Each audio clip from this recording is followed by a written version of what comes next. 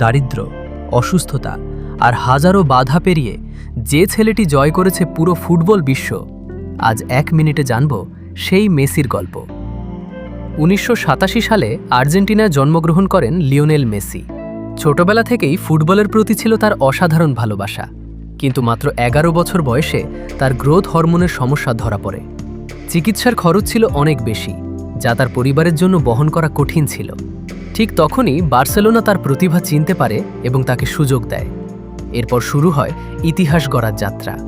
একের পর এক রেকর্ড, অসংখ্য ট্রফি এবং একাধিক ব্যালন ডিওর জিতে তিনি হয়ে ওঠেন বিশ্বের সেরা খেলোয়াড়দের একজন।